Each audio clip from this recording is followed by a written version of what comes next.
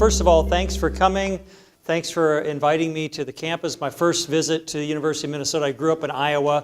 Not sure why I never made it up here, but beautiful campus, great day for this, and what a great college of education, all of your programs and everything. Been a big admirer for many years, so very honored to have an hour of your time today to talk about educational quackery, which when I first came up with that term, I thought, like, yeah, that kind of describes it, but then I didn't realize the reaction that would cause the term quackery, which I hope as I go along through my talk that you'll get where I'm coming from. But I certainly didn't mean to give a title warning that I'm going to be a very controversial speaker today, and you should bring your tomatoes and eggs and things like that.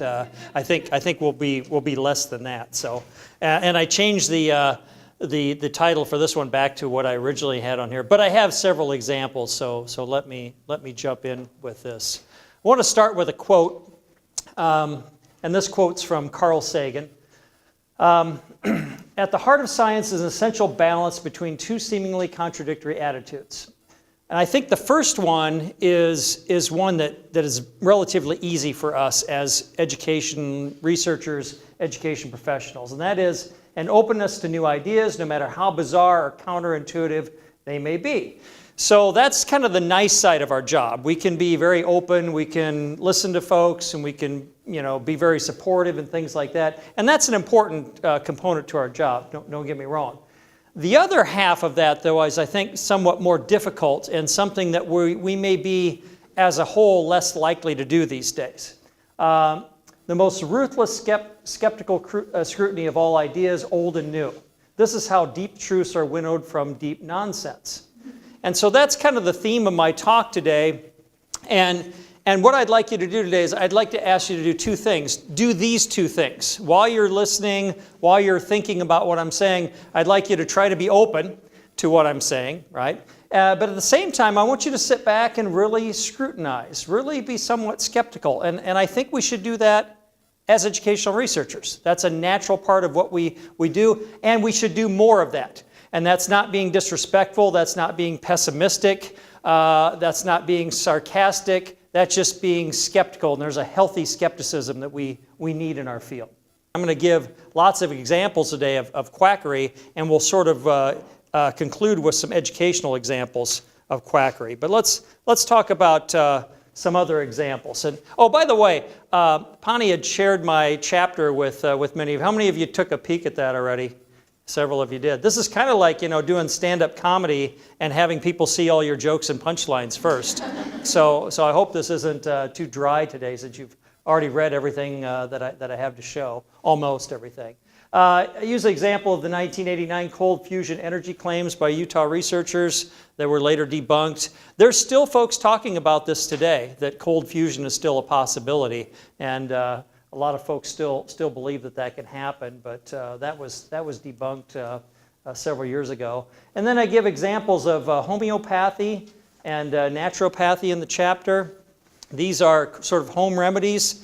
And what I see with these in my life most recently is I've had a number of family members and friends that have gone through cancer and treatments, and sometimes they reach points where they're no longer going to rely on normal medical practices, and they're drawn into these types of treatments. And the medical community, research community, will pretty much tell you that these are no more effective than any placebo that's given out there. But still, people will spend thousands of dollars on some of these things, and even healthy people will think that naturopathy and homeopathy treatments are worth the money. And again, the evidence out there is they're no more effective than placebos. I mentioned in the chapter that in Great Britain right now they've outlawed using homeopathy. They won't authorize that for prescriptions anymore. Yet in the United States, Blue Cross Blue Shield actually has a website devoted to homeopathy and all the different treatments you can use. If you're big fans out there right now of homeopathy and naturopathy, you may be kind of boiling right now that I'm running these down, and I hope you bring up some examples to sort of put me in my place later on. I'll even go so far as to mention maybe seeing chiropractors for your aches and pains and things like that. Acupuncture, we want to throw that in there. That's maybe more controversial. But I want you to think today in terms of what's our definition of quackery? What do we consider to be quackery? And I know quackery is a very, almost kind of a nasty term or whatever, but what we're really talking about here is, are there false claims out there? Are there false promises in terms of what some of these things will do? There was this article 25 years ago where we first used the term evidence-based medicine. Evidence-based medicine, and wonder what was it based on before if it wasn't evidence? And all these thousands of misdiagnoses and deaths in the United States every year, and usually it's a result of some sort of, malpractice in terms of not using the most scientifically based approaches to treating illnesses and things like that. Here's a person that's on TV, Dr. Oz. He's on every afternoon if you want to watch him. And Dr. Oz is an example of someone who has been accused of being a quack or promoting quackery. And I used to think that, hey, this is really good stuff that I found because I got this out of an article about 5 years ago. Well, it's since been added to the Wikipedia site on Dr. Oz, word for word, so you can go see it there. But this famous letter from 10 doctors they wrote to Dr. Oz's dean at Columbia University. Imagine if somebody wrote your dean here complaining about you. Dr. Oz repeatedly shown disdain for science and evidence-based medicine. Is pushing miracle weight loss supplements, no scientific proof that they work. And then they just looked at 40 Dr. Oz episodes. He made 479 recommendations in those 40 episodes. Only 46% were evidence-based. So, is Dr. Oz an example of promoting quackery out there? A lot of people watch him. I would just venture that if Dr. Oz stuck to evidence-based medicine, I'll bet his ratings would go way down. I'll bet that some of the things that he promotes out there might be more related to ratings rather than in actually helping people in terms of getting better. What about quackery in education? Does that happen? And I use this quote that's normally attributed to P.T. Barnum, there's a sucker born every minute. As educational researchers and educational consumers, are we subject to quackery in terms of what we read and what we use? So, because I'm not one to sit there and point the finger, I've done just as many things that I'm going to say are bad today as anyone else. I'm going to give an example first of something that I did in terms of my writing that I would consider in this category. This was a study we published in the school psychology. Any school psych faculty or students in here today? Yeah. So you're familiar with the School Psychologist? It's kind of the little newsletter. It's not really a high impact factor journal or whatever. But Stuart Watts and I were at Mississippi State University, and we started talking about how our grad students had this real misperception of how quickly something will end up being published after you come up with the research idea. So we sent off postcard surveys to authors of recent articles, and we also surveyed grad students. And we found that, not surprisingly, grad students thought that the process was much faster than what actually happened. It was normally about 18 months on average before when you come up with a research idea to when it gets published, and grad students thought that would be about 8 months, something like that. Anyway, here's what we wrote in the article. We encourage PhD students to approach faculty requesting collaboration on independent research projects. Nothing wrong with that statement, right? Only in this way, that's stronger language, only in this way can the student be assured that he or she will have a chance to succeed at the pre-dissertation publishing competition. And of course, we simply did a survey of authors and graduate students. We don't really have any causal evidence that if students do this, that they will succeed, but this is a recommendation for practice. So are we quacks? Perhaps. In terms of doing this, but what I'm getting at here is when people get to the recommendations for practice, when they get to the conclusions of an article, are they sticking to their data? Are they only making recommendations that are supported by their data? Or do sometimes we go off and start doing other things? And to tell you the truth, as a faculty member for now about 25 years, that's been my main, criticism on dissertation defenses, is I'll go to the last chapter, and it seems like some grad students will do a very good job of going through the entire dissertation, doing the methodology, running analyzing the data, but when they get to the discussion section, it's like someone said, okay, forget about everything you just did and tell me your personal opinions on education and everything else. And that's where we get into trouble in terms of we want to make sure we stick to our data and what our data will support. The self-esteem movement of the 1970s. Some of you are old enough to remember when self-esteem was really the hot topic. And there was simply a correlational link between measuring high self-esteem in students and finding that those students also achieved very well in terms of school. And led some researchers to conclude that low self-esteem was the cause of many society's problems. If we could simply boost self-esteem, we would solve a lot of problems, including academic achievement problems. When further evidence was accumulated, it became clear it was just as likely that self-esteem could be caused by achievement rather than vice versa. Simply a correlational link. So this is, again, if you want to look back at like Dan's top 10 gripes, the correlation to causation leap is I think the one that concerns me the most. Sometimes we only have correlational evidence and we're quick to jump to causation. Efforts to increase achievement by boosting self-esteem not only did not work, but actually could be counterproductive in lower achievement. So that's how that eventually ended in terms of the self-esteem movement and focusing on simply raising someone's self-esteem. We still have that in the motivational research literature. A lot of folks will give out instruments and collect data and come up with maybe 19 different self-blank constructs and quickly slip into if we simply worked on this, maybe students would do better in school. And we need to think about, is that simply a correlation or is that causal? For those of you who are in school psych and special ed, you remember the facilitated communication. Some people call it a fiasco that came out.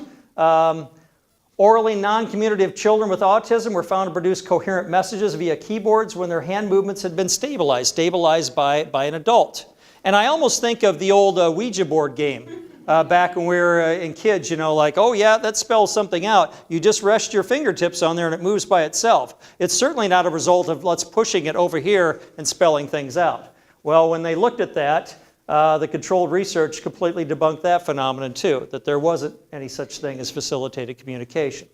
Is that quackery? Well, it's quackery if it's costing people lots of money and it's not doing anybody any good and it's not helping kids. So let's think about also during this talk, you know, what are the risks involved? Who are at risk of being hurt, money, things like that.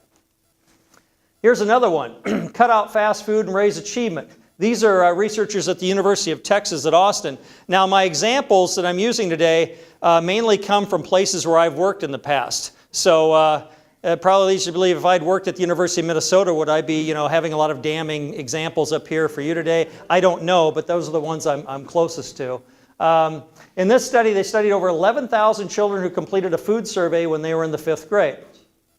Authors found that children who reported eating fast food made lower academic gains than those who did not.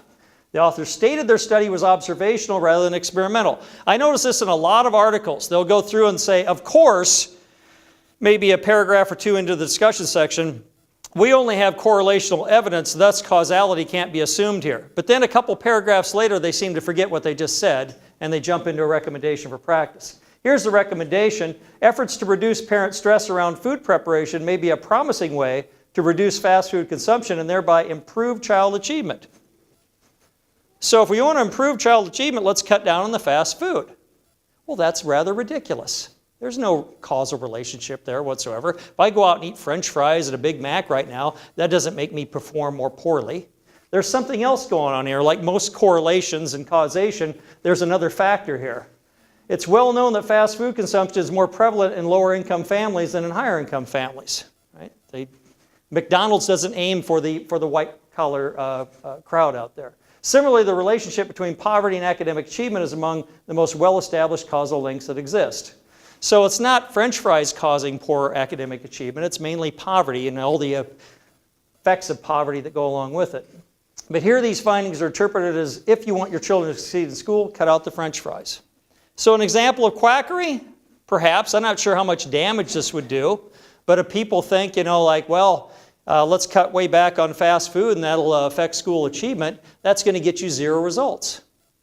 So All right, Colorado State University, another place that I've worked. By the way, Pani had asked, how come you moved around so much? That's a whole different hour talk, if you want to stick around for that one, but I'll explain that later. Anyway, I was at Colorado State for a few years, and this probably isn't unique to Colorado State. I'll bet the University of Minnesota somewhere in the last 20 years has done something like this, because it's just not very preventable. Institutional researchers will look at what seems to be the cause of student poor retention, lack of graduation, not graduating within 4 years and so on. And really, this is an important thing that we do. We want to identify at-risk students, and we want to see if we can do things to help them out. Well, not surprisingly, and this is probably true at every major state university, students who don't pass introductory English composition and math in the first year are much more likely to drop out. Okay, that's probably very, very true. And then their conclusion, after that, the goal was to get every freshman into those classes or equivalent courses. The graduation rate is 40% higher for students who completed those courses their freshman year. Well, what's missing here is the students who hadn't passed. It doesn't mean just simply get them in the course. You have to get them to pass the course. And I would venture that the reason why a lot of those students don't pass the course is not anything they did wrong at the university level. Those students came into college not having sufficient preparation in composition and in math. So simply getting them to take a course isn't going to fix it. If I don't know anything about chemistry right now, and I would fail a chemistry test, you're not going to fix me by making me take a chemistry class all of a sudden. That's not going to do it. All right, here's another one. A quote taken from an article, and this article was published in the American Psychologist, which has a pretty high readership rate here.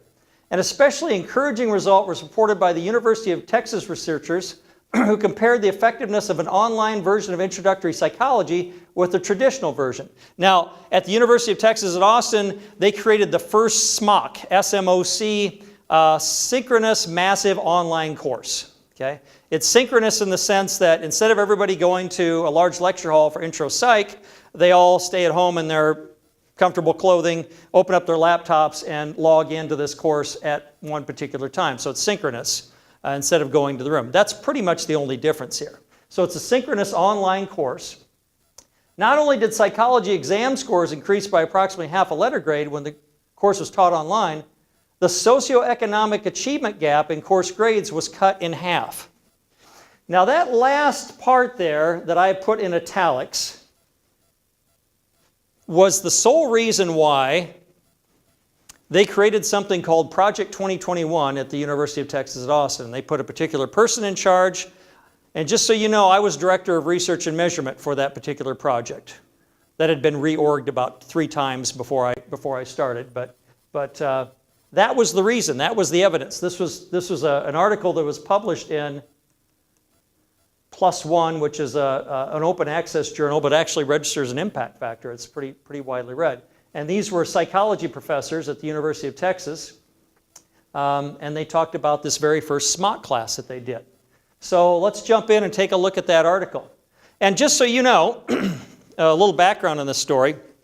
As Director of Research and Measurement, my job was to go in and look at other SMOC courses that had been created at the University of Texas at Austin and see if I could find similar evidence where they were causing students to do better in courses they took the next semester, courses they took that same semester, and reducing the achievement gap.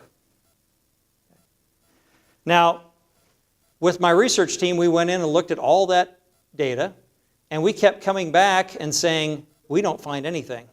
There's absolutely nothing going on here. And they were getting pretty angry with us in terms of like, what's wrong with your research team? Are you incompetent? You're not finding what we found in this article. We looked at the same data. So to defend my team, I actually went back and looked at this article and said, you know, I'm not sure, but I've been in education for quite a number of years now, in educational psychology, learning cognition. There aren't courses out there that cause you to do better in your other courses the same semester. What that smelled like to me was something else is going on. So let's take a look here. From the abstract in that article, students in the experimental classes, the ones who are in the online intro psych course, perform better in other classes both in the semester they took the course and in subsequent semester classes. Now, the reason why that's suspicious is the content of this course teaches you nothing about how to do well in other courses. It doesn't teach you how to be a better learner, to study better. It doesn't talk about any learning strategies. It's intro psych content in an online environment. That's it. The new system resulted in a 50% reduction in the achievement gap as measured by grades among students of different social classes. Well, I call crap on this one. 50% reduction in the achievement gap, that's language that's very, very sensitive and really tugs at people's heartstrings in terms of we all want to reduce the achievement gap, right? We all want to help kids who have struggled, who have come from environments that haven't been as affluent as others. Well, I don't know if you know anything about University of Texas at Austin. It doesn't have a lot of students that come from high poverty conditions. They have what's now the top 7% rule there, where you can be guaranteed admission to any University of Texas university if you graduate in the top 7% of your high school class. And that does allow some students from poverty areas to get in, but still the numbers are very, very, very low. Here's from the results section. They show, and in this study, they did a ex post facto design here, causal comparative, where they looked at the fall 2008 intro psych course that was fully face-to-face, nothing online, and then they compared it to the fall 2011 SMOC version that was completely online. Took them 3 years to kind of transition there. So this is fully online, this is fully face-to-face.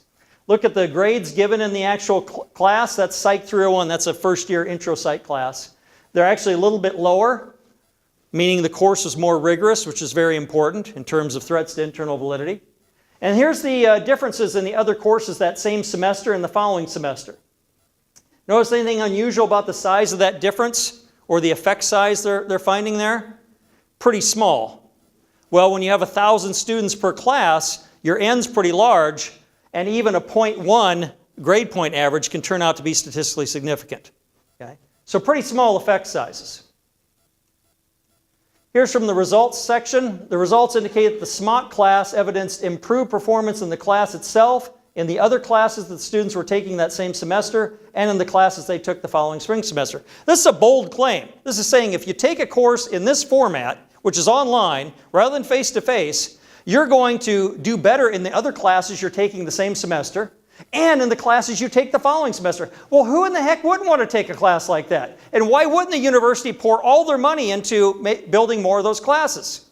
Right now, the University of Texas Austin has spent millions of dollars building extra production studios, they call them, which are basically like a TV studio where they have these live SMOC versions of classes, U.S. government, sociology, and so on. And they're building more and more of them based on the promises from this article. In addition, the effects were not due to grade inflation over time. In fact, between 2008 and 2011, mean freshman GPA in the College of Liberal Arts dropped slightly from 2.8 to 2.78. Well, here's a surprise. Most of the people who take intro psych aren't in the College of Liberal Arts. That's a core course at the University of Texas Austin. All majors take intro psychology. All right, so threats to internal validity. There are 12 of them. I'm going to use 3 for this one. Okay? History, selection, and subject attrition. By the way, these come from Campbell and Stanley back in the 1960s, and they're probably in most intro research methods textbooks. So history is a threat to internal validity. History means that there was something else going on besides the independent variable here that's causing the difference. Okay. Well, here's overall GPA for all undergraduates and graduate students and all students overall at the University of Texas at Austin. You can see it goes up a little bit in 3 years' time. Well, that's half the effect size, right? Look at the graph here in terms of looking at average GPA across the University of Texas from 2006 to 2016. It's gone from below 3.3 to almost 3.5. Another interesting thing we could talk about for an hour is if this trend continues, grades will really have no use whatsoever at the undergraduate level because there'll be no variability. How about selection bias as a threat to internal validity? So In 2008 and 2011, I looked at the majors of the students who enrolled in these two psychology classes. Notice there's 994 students that took the class in 2008, 941 that took it in 2011. Okay? What I did here was look at the overall GPA for all business courses, all education courses, all engineering courses, and making the assumption here that if you're an engineering major, you're going to be taking mainly engineering courses. If you're an education major, you'll probably take more education courses than someone else. Well, as you might notice, and this is probably true at the University of Minnesota, GPAs in those different majors vary according to your major, right? Education tends to be a little bit higher than engineering and business and so on. Well, I've noted in red here some of the main differences between 2008 and 2011. Remember, this is an ex post facto study. We're comparing two existing groups. We didn't use random assignment. When you don't use random assignment, you've got to show that your groups are roughly equivalent. I would argue here that they are not.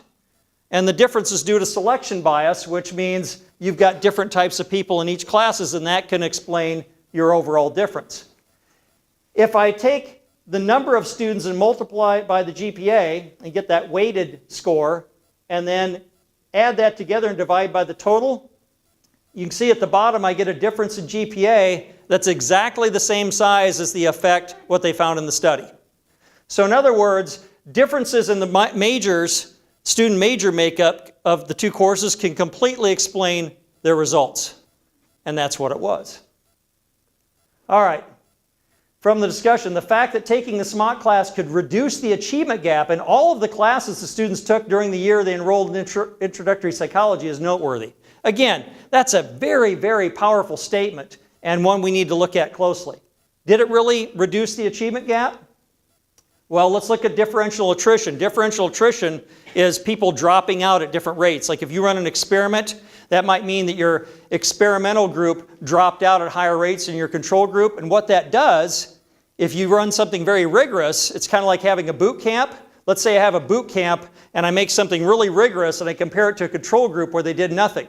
Well, if I make the boot camp very rigorous and I'm measuring weight loss, I can get rid of the people who didn't lose any weight over the 6-week period and only count the people who did. That's what happened here. The people who got a W or a Q and left the class, fall 2008, 2011, remember that's out of almost 1,000 students. That's not many, but almost twice as many dropped with the W or Q in 2011 rather than 2008. Well, guess which SES group they came from? More of them came from the poor levels in terms of SES. And remember, we don't have any very poor students at the University of Texas, Austin. We have what I'd like to think maybe upper working class, something like that. But since about twice as many of them dropped, that completely explained that achievement gap reduction. So again, their conclusions, students were able to do better in other courses and a reduced achievement gap, both of them completely debunked. Pennebaker, Executive Director of Project 2021, was recently quoted as saying, "Experimentation is the beginning of progress in education." And then I had a quote, "Experimentation can end quackery in education." But I haven't really cited that yet. But no. So look what I had to do to go through and find this. And would I have found this had I been in any other position than I had been in? If I was just a regular faculty member reading somebody's research, I wouldn't have had access to this data. I had access to all the data I wanted as Director of Research at the University of Texas. I was able to go in and look at this and actually find out what was going on. We can't do this. And should we do this? Was I mean for doing that? I don't know. Just to let you know, I reported to Pennebaker. He was the project director. And when I found the results, I didn't share it with anybody on my team. I requested a meeting with him. And I went to his office and I showed all these things step by step like I'm doing with you. And I got to the end and I looked at Pennebaker, and instead of looking at the computer screen, he was staring at me. He was not pleased. I was a disappointment. So sometimes debunking people's quackery makes them angry. But my point is, if we don't do that, we risk being ridiculous in terms of some of the things we do in education. And what are examples of things that we do that are ridiculous? What about learning styles?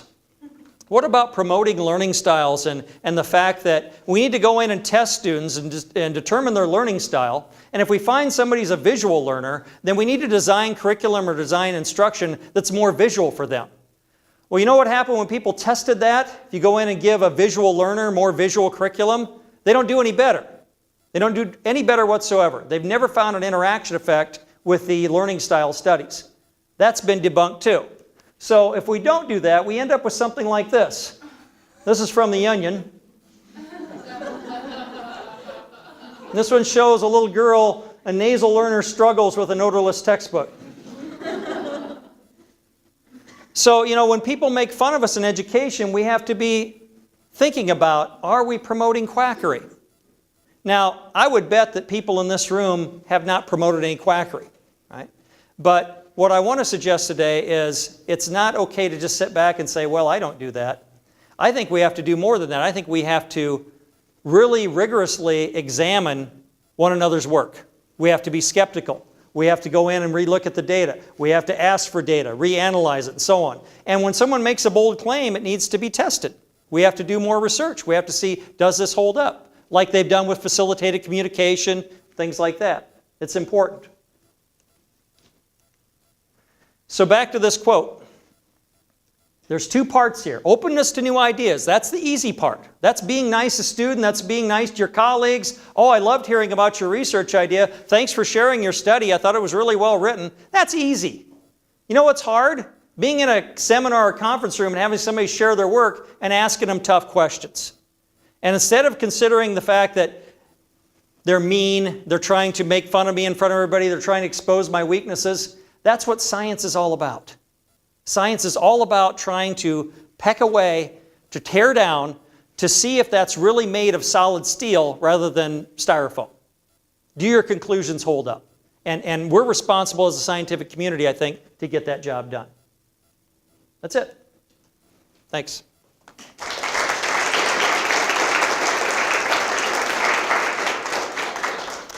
Questions? Yeah, Steve.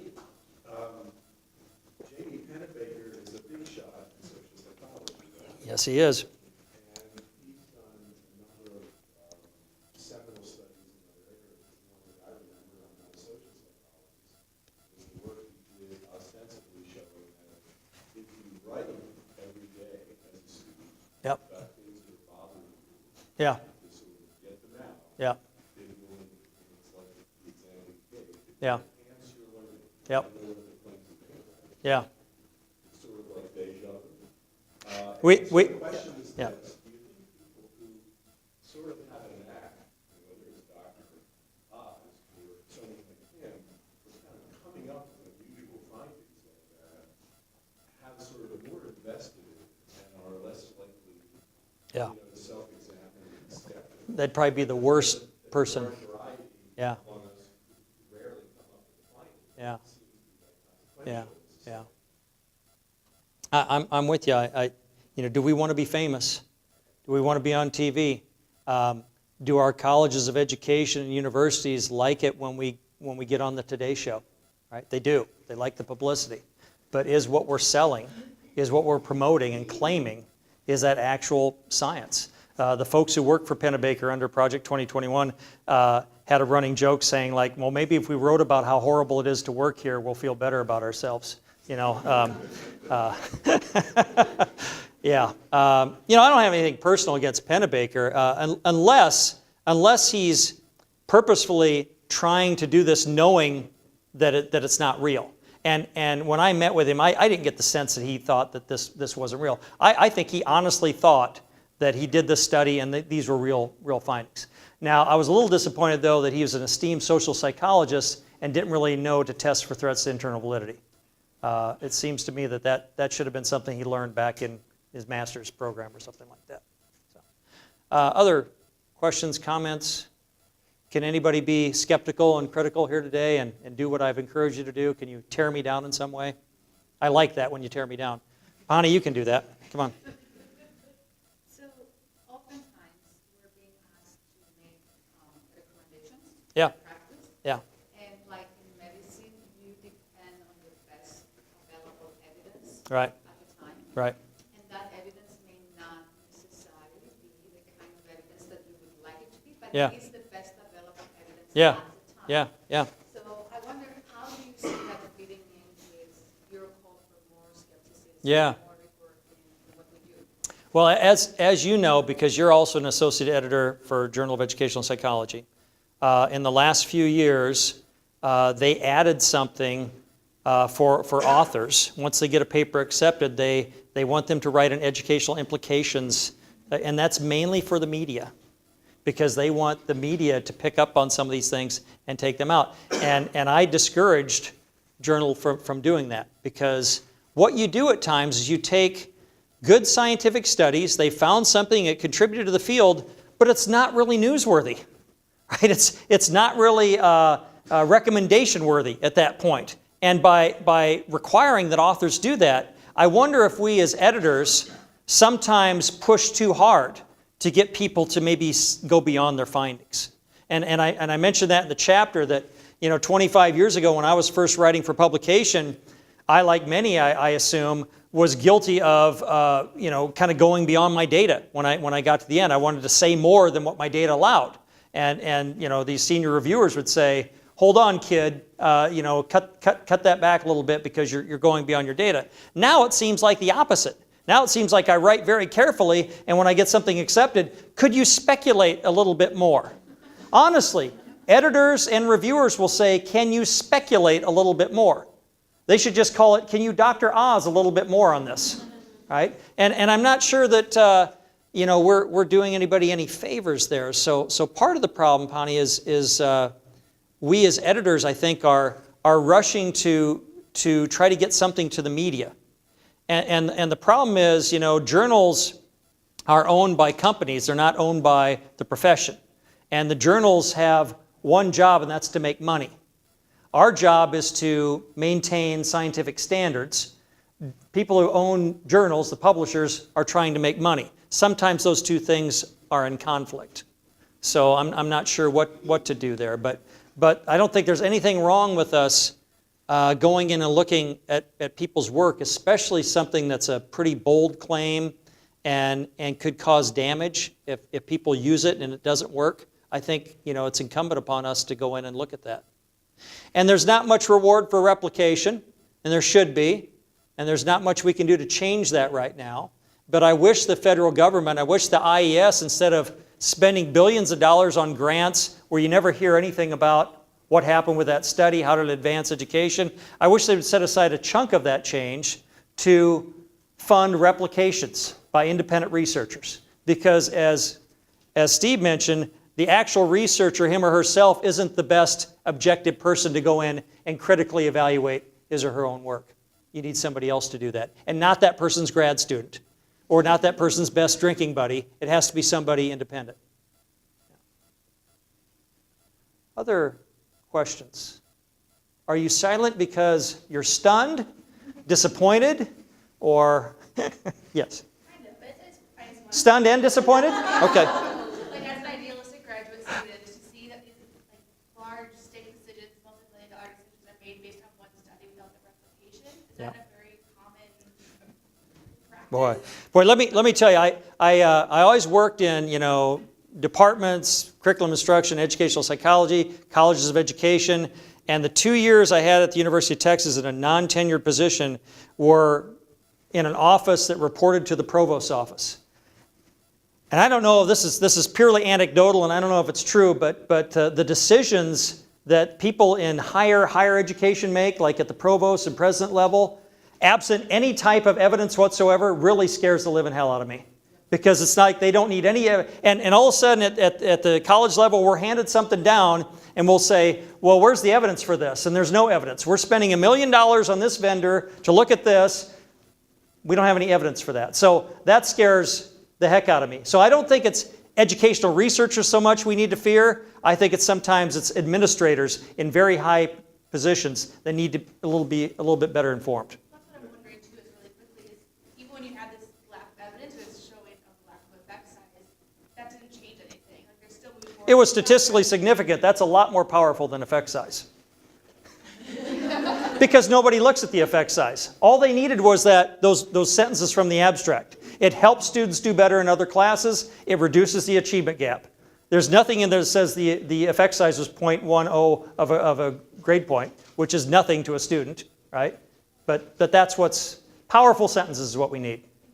Yeah. Yes. So we have a lot of students here today. Do you have any recommendations for them as they're just kind of the beginning of their research career? Well, I don't think any of this should scare a student or discourage you in any way. You're being trained at a very good institution to do rigorous research and use research methods appropriately. And if you're trained well, you won't end up doing this stuff, right? So I don't think there's any fear here whatsoever. I'm asking you to be more than just a good researcher. I'm asking you to be a good skeptic in the research community. That's what I want to ask of you today. Yeah. So say that we do our jobs really well, we make very measured, drug-free measured conclusions from the data that we have. There's an additional sort of threat to like we actually communicate those results, and a lot of journalists aren't science journalists. Yeah, yeah. And Are you saying journalists will misquote and misrepresent at times? Well, it reminds me of the study that was a few years ago that sort of exploded about an association between consuming pork and cancer, and the headline was bacon and cancer. Yeah, yeah. And so I think that like a lot of people like that sort of bite-sized science that Yeah. isn't good science. So Yeah, yeah. from like when you do your job well, taking that next step, what is your advice to actually then communicate those results? So Yeah. actually do get transmitted effectively and don't turn it into this sort of like sensation that isn't followed up in your data. You know, at University of Texas at Arlington, and I'm sure Minnesota has the same thing, before we communicate with the media, we're supposed to go through somebody at our university that really is careful about this. They're supposed to communicate with that person, not directly with us. So if somebody contacts us, a newspaper reporter or somebody from the Today Show, we're supposed to go through the right channels. And that can help to correct any of that misrepresentation, things like that. I remember watching a Dr. Phil episode about 5 years ago, and he was on there saying that if you eat red grapes, you'll do better in school. Eat red grapes and you'll do better in school. Well, quickly jump to the correlation there and imagine again the poverty effect and socioeconomic status. What socioeconomic status folks tend to eat more red grapes than others? The more rich folks do that, and they tend to also do better in school. I'm not saying that's guaranteed, but overall, there's a trend there. Yeah. Yes. So as far as like, if we're careful about what we put in our research journals, that's great. But we still have, you know, I don't want to use the term like lay people, but like my grandma loves Dr. Oz. But she Yeah. will not pick up School Psychology Weekly and start Right, reading those right. evidence-based You're right.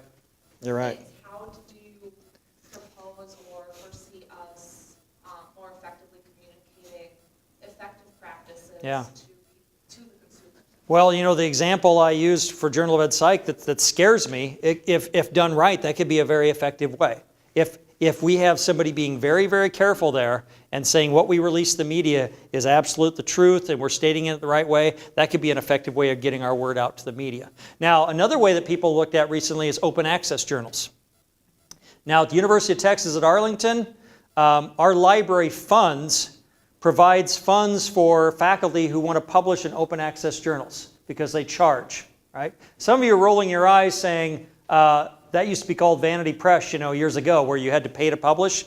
I gave a talk at Texas A&M University about a year ago, and I just used the term open access journal, and this guy almost tore me a new one. He said, hey, our university here encourages us to publish in open access journals. And I felt like saying something nasty, but I didn't. But you know, the problem is there's some open access journals out there that are almost kind of legitimate, like PLOS ONE, but there are so many out there that are what are termed predatory open access journals. And I'll bet those of you who are professors in here, you get an average of about an email a day from some journal, and it's got a whole bunch of spelling and typo errors and things like that. It'll say like, Journal of Research and Education or something, please publish here. And it's an open access journal. They'll charge you to publish. And the problem with that is you'll submit something to them, it'll get accepted within hours, not days. And the amount of peer review and scientific skepticism that's involved in that is practically zero. So in terms of hurting the field, publishing in those journals will really hurt the field, I believe, because more and more stuff's getting out there. And by the way, the public reads those because they're free. They can't read the Journal of Ed Psych because we charge too darn much. Nobody reads that. But that attitude would get in the way of the economic development benefit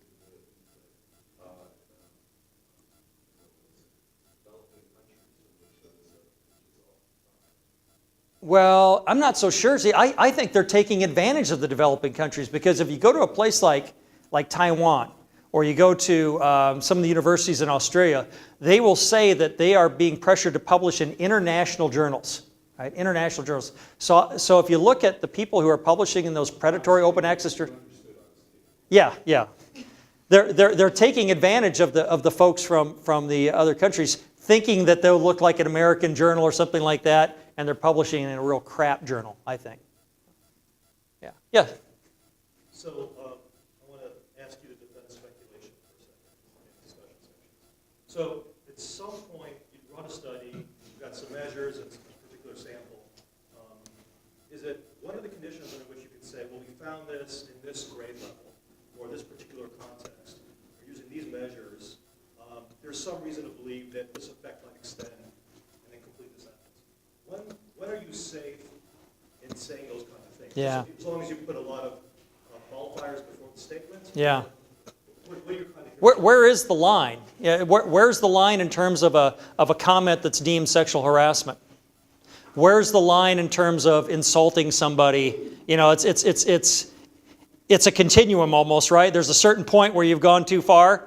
And in terms of recommendations for practice, I guess it would be if you have something that would be interpreted by most as saying, cut back on French fries and your children's grades will go up, then I think you're guilty, right? Even if you don't explicitly say it, I think if you say it in a way that people draw inferences from that, then I think you're guilty. So we've got to be careful there. Everybody wants to say something positive about their study, because I worked hard on this. It took me 2 years. It took me a year to get it published. Darn it, I feel like saying something, right? I want this to get out there. I want people to acknowledge me and validate my work. But we got to be careful, because if there's not enough evidence yet, and especially if it's something dangerous, you know, like going back to the homeopathy, you know, some of this stuff like taking shark cartilage, that might actually, cause some damage later rather than help you.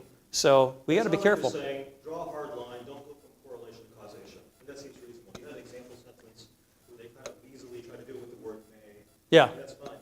But what about, is it okay to speculate about generalizing about the sample, who it's going to apply to, or what kind of measures, or what measures of academic achievement? Yeah.